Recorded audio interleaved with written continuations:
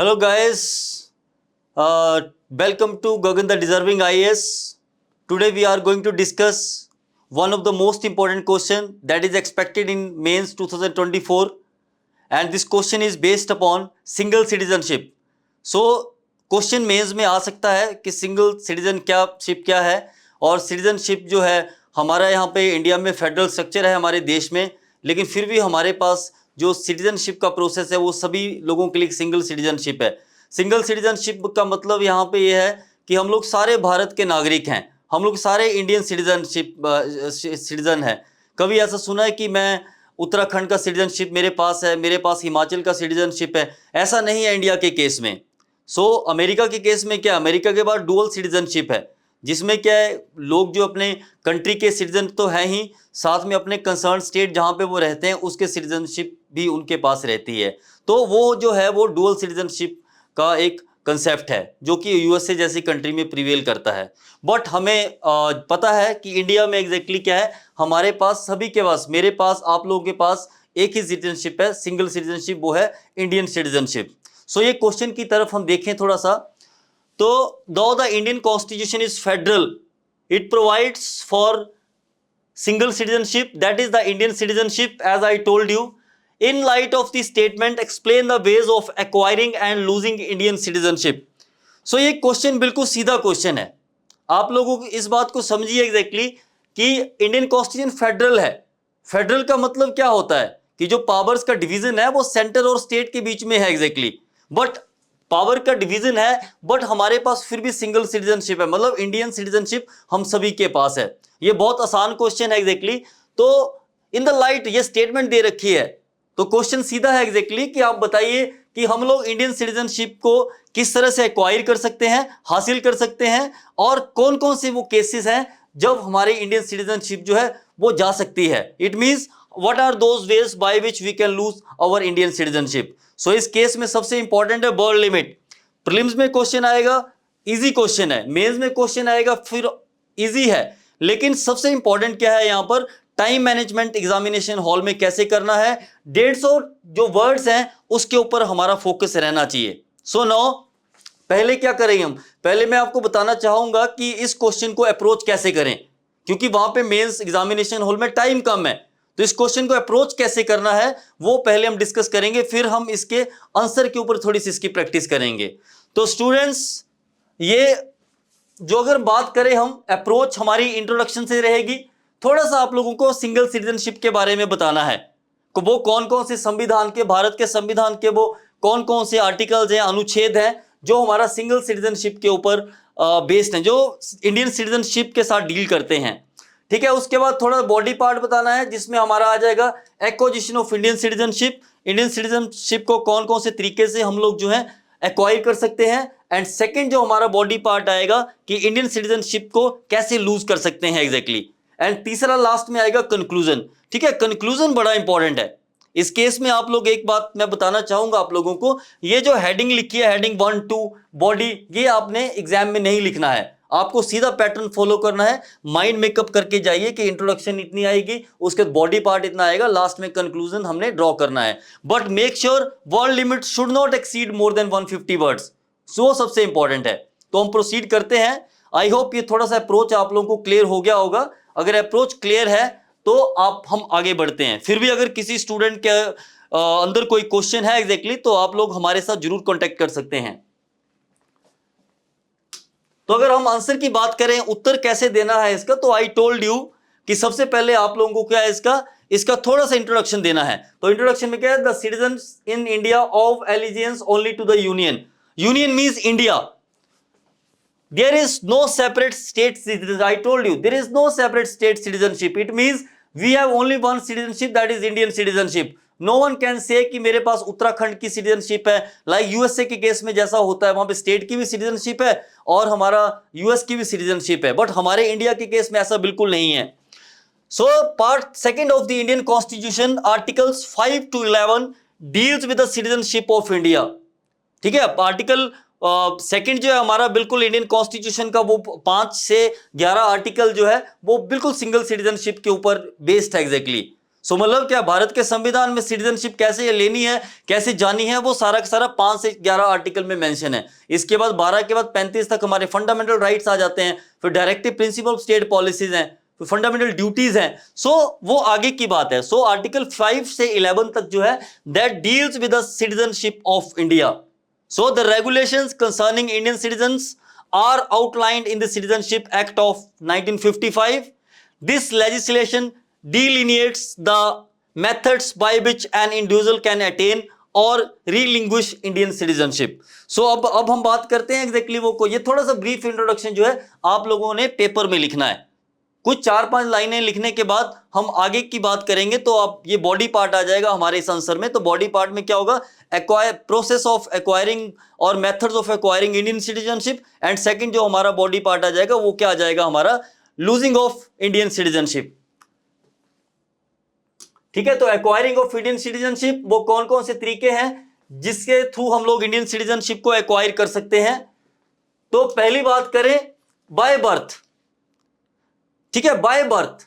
So by birth का जो हम यहां पे मतलब है वो हम देखेंगे एग्जैक्टली कि वो पैदाइशी इंडियन सिटीजनशिप हो, उसके पास वो पैदा ही इंडिया में हो। बट इसके लिए भी हमारे पास कुछ डेट्स हैं एग्जैक्टली, कुछ ईयर्स हैं जो आपको बिल्कुल याद रखने हैं। क्योंकि यहां पर by birth it doesn't mean exactly कि यहाँ 1900 सदी में यहां पर पैदा हुआ, वैसा कुछ नहीं एग्जैक्टली। आपको जो ईयर है और डेट्स हैं वो बिल्कुल याद रखनी है, क्योंकि इस क्वेश्चन का आंसर देते हुए डेट्स की सबसे ज्यादा इंपॉर्टेंस है।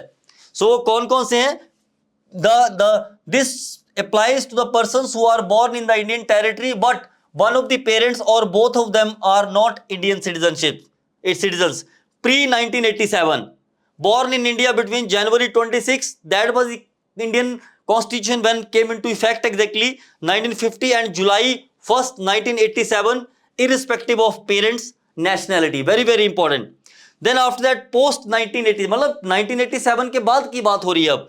So born in India after July 1st 1987 requires at least one parent to be an Indian citizen. या तो फादर इंडियन सिटीजनशिप के शिप हो फादर के पास, या फिर मदर के पास इंडियन सिटीजनशिप हो। तो दोनों में से एक का इंडियन सिटीजनशिप जो है होना बड़ा जरूरी है यहाँ पर। देन पोस्ट 2004, अब 2004 की बात आती है तो born in India after December 3rd 2004, both the parents must be Indian citizens or one parent Indian, the other parent should not be an illegal migrant. illegal migrant का मतलब क्या है, ऐसा ना हो कि कोई गलत तरीके से इंडिया में आया हो, नकली पासपोर्ट हो और इंडिया में सरवाइव कर रहे हो, ऐसा बिल्कुल भी नहीं है। लीगल माइग्रेंट हो बट उसमें से भी कंडीशन क्या है, एक पेरेंट जो होगा वो इंडियन होना चाहिए, ये बिल्कुल आप याद रखिए। तो बाय बर्थ ये है। उसके बाद वाई डिसेंट, डिसेंट का मतलब देखिए, this method is applicable for the persons born outside of India after the enactment of constitution. देखिए यहां पर बिल्कुल आप एक बात याद रखिए, enactment and commencement of the constitution.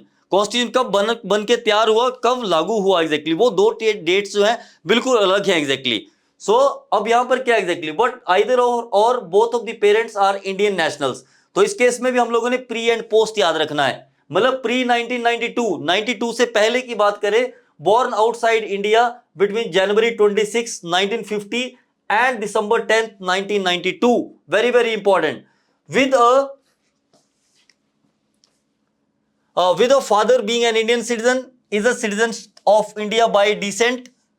Whereas post 1992, मतलब 92 के बाद की बात करें, born outside India, one parent being an Indian citizen at the time of birth is considered as a citizen of India. So very very important, या तो mother हमारे Indian citizen हो या फादर हमारे इंडियन सिटीजनशिप उनके पास होनी चाहिए। सो दोनों में से एक के पास होनी चाहिए। देन 2004 के बाद की बात करें तो registration at an Indian consulate within 1 year required for citizenship by descent. So ये जो प्रोविजन है डिसेंट के रिगार्डिंग है हमारे पास। उसके बाद अगर बात करें हम रजिस्ट्रेशन की बात करें तो इंडियन सिटीजनशिप के लिए रजिस्ट्रेशन के भी प्रोसेस है, लाइक जैसे बाय नेचुरलाइजेशन। ठीक है, तो person can acquire citizenship by naturalization if he or she is ordinarily resident of India for 12 years. So very very important point here, मैं once again I am repeating, don't ever forget to write the dates and the years, because in citizenship dates and years are playing very very important role, जो आपको बिल्कुल याद रखना है। So now after that exactly we will see here, अगर बात करें अगर हम आगे की, क्योंकि मेंस में क्वेश्चन क्या है एग्जैक्टली, इंडियन सिटीजनशिप को एक्वायर कैसे करना है, इंडियन सिटीजनशिप जा कैसे सकती है, तो एक्वायर तो हमने कर लिया फर्स्ट पार्ट में। अब सेकंड पार्ट में क्या है, एक्वायर के बाद क्या है, लॉस कैसे होगा उस इंडियन सिटीजनशिप का। So very important point here. So let us proceed towards what are the provisions in the Constitution of India, Article 5 to 11 regarding the losing of citizenship. So now first renunciation.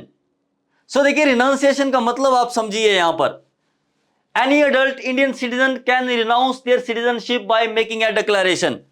ठीक है, declaration कर दीजिए कि XYZ अब इस देश में नहीं रहना चाहता है, मैं अपने आप इस देश से जाना चाहता हूं, ये मैंने डिक्लेयर कर दिया, वो डिक्लेरेशन एग्जैक्टली अंडरटेकिंग दे दे कि मेरे को इंडियन सिटीजनशिप छोड़नी है और मैं दूसरे देश में जाके रहना चाहता हूं, वो रिनाउंसिएशन हो गया exactly. Upon registration they cease to be citizens with exceptions during war time, minors lose citizenship with their parents what can resume at at age 18। ठीक है, बच्चा भी अगर चाहे तो बच्चा भी सिटीजनशिप छोड़ सकता है, बट आने वाले टाइम में से 18 साल का अडल्ट हो जाता है तो फिर से इंडियन सिटीजनशिप को वो एक्वायर कर सकता है। Second is termination. देखिए टर्मिनेशन क्या होता है एग्जैक्टली, टर्मिनेशन मतलब टर्मिनेट कर दिया, निकाल दिया। सो क्या होगा इस केस में, Indian citizenship automatically terminates if a citizen willingly acquires another country citizenship accept during war time. ठीक है, so very important point students की, और टर्मिनेशन का मतलब क्या एग्जैक्टली कि दूसरी कंट्री का, कनाडा की वो ले ली हमने सिटीजनशिप, तो इंडियन सिटीजनशिप अपने आप चली जाएगी, ये बिल्कुल याद रखिए आप लोग। Then third one is deprivation. The central government can compulsory terminate citizenship if acquired by fraud, disloyalty to the constitution, because nothing is beyond constitution. Constitution is the law of land. Nothing is possible beyond Constitution. And who is the guardian of Indian Constitution? ये prelims में कई बार आ चुका है question. Constitution का ध्यान रखने वाला, रखवाला, गार्जियन कौन है, तो वो है सुप्रीम कोर्ट ऑफ इंडिया। ठीक है, सो वेरी इंपॉर्टेंट पॉइंट है, आगे चल के डिस्कस करेंगे वो कैसे गार्जियन है एग्जैक्टली कॉन्स्टिट्यूशन का, that we will discuss. Unlawful, so obviously deprivation क्या हुआ कि सेंट्रल गवर्नमेंट को लगता है एग्जैक्टली कि किसी ने क्या इंडियन सिटीजनशिप को फ्रॉड तरीके से हासिल किया है, या फिर क्या एग्जैक्टली डिसलॉयल्टी है, कॉन्स्टिट्यूशन के प्रोविजन के हिसाब से नहीं है एग्जैक्टली सिटीजनशिप, या फिर unlawful communication with the enemy during war. अब कोई भी देश हमारा क्या है, कोई फ्रेंडली देश भी हो सकता है, हमारा एनिमी भी हो, इसका तो हमारी फाइट हो रही है। अगर कोई हम आप में से एग्जैक्टली क्या एनिमी के साथ हमारा कोई बातचीत करता है एग्जैक्टली, या फिर हमारी इंफॉर्मेशन लीक करता है, तो वो क्या हुआ, अनलॉफुल हो गया exactly, unlawful communication with the enemy during war. imprisonment abroad for 2 years within 5 years of registration or continuous residence outside India for 7 years। तो ये तीन तरीके, renunciation, termination, deprivation, ये मोस्ट इंपॉर्टेंट है जो आपको याद रखना है कि हमारी जो इंडियन सिटीजनशिप है वो जा सकती है इन सारे केसेस में। ठीक है, लास्ट में जाके क्या है, जब हमने देख लिया, हमने स्टार्टिंग में इंट्रोडक्शन दे दिया कि ये आर्टिकल आते हैं इंडियन कॉन्स्टिट्यूशन में exactly Indian citizen single citizenship का प्रोविजन है, तो वो सारा हमने लिख दिया। उसके बाद क्या लिखा हमने एग्जैक्टली मेंस के आंसर में कि इंडियन सिटीजनशिप को किस किन तरीके से हम हासिल कर सकते हैं। उसके बाद हमने क्या लिखा, इंडियन सिटीजनशिप कौन कौन से तरीके से जा सकती है। फिर लास्ट में, जैसा कि मैंने आपको स्टार्टिंग में बोला था वीडियो की, अप्रोच क्या रहेगी, लास्ट में आप लोगों ने कंक्लूजन ड्रॉ करना है यहां पर। ठीक है, कंक्लूजन ड्रॉ क्या करेंगे, देयरफॉर, आप देयरफॉर से स्टार्ट कीजिए एग्जैक्टली, लास्ट में कंक्लूड करना है तो आपको क्या नटशेल में बोलना है, therefore the citizenship act of 1955 stands as the legal framework guiding acquisition and loss of Indian citizenship। very important, ये बिल्कुल सही बात है। और बिकॉज संविधान में इसका मेंशन है, कोई भी चीज जो संविधान में मेंशन है सरकार अपनी मर्जी से भी उसको चेंज नहीं कर सकती है। There is a process under article 368 of Indian constitution कि भारत के संविधान को बदलने का तरीका क्या है, प्रोविजन को कैसे बदल सकते हैं। तो आर्टिकल 368 आप पढ़े होंगे, या फिर आने वाले टाइम में उसके ऊपर भी एक अच्छा वीडियो बना के आपको मैं डिटेल में बता दूंगा। So with its provisions outlining the pathways for individuals to become citizens or seize their citizenship, the act plays a crucial important role in shaping the dynamics of national identity। Because my dear listeners, most important for any country is the security and safety of its citizens and the safety of its country exactly। So Indian security के साथ government none of can compromise with the Indian security system। So इसीलिए क्या है, इसलिए under 19 55 citizenship act exactly it becomes very very important that citizenship हासिल भी की जा सकती है और जा भी सकती है exactly. So it reflects the involving nature of citizenship, ensuring clarity and fairness in the process involved. So कोई भी आदमी ये नहीं बोल सकता एग्जैक्टली कि मेरे को सेंट्रल गवर्नमेंट ने इंडिया से निकाल दिया. क्यों? क्योंकि एग्जैक्टली बिल्कुल फेयर है. यहां पर जो जो प्रोविजन भारत के संविधान में लिखे हैं अंडर आर्टिकल 5 to 11 सिटीजनशिप के लिए पार्ट सेकंड में, उस हिसाब से आपकी सिटीजनशिप आएगी, उस हिसाब से सिटीजनशिप चली जाएगी. उसमें आप लोग ये नहीं बोल सकते कि फेयर जो गेम है वो सरकार ने नहीं की. ठीक है, इसी के साथ हमारा ये वीडियो यहाँ पे खत्म होता है. अगर कोई क्वेश्चन वगैरह हो तो आप कमेंट बॉक्स में करके पूछ सकते हैं exactly. Thank you very much.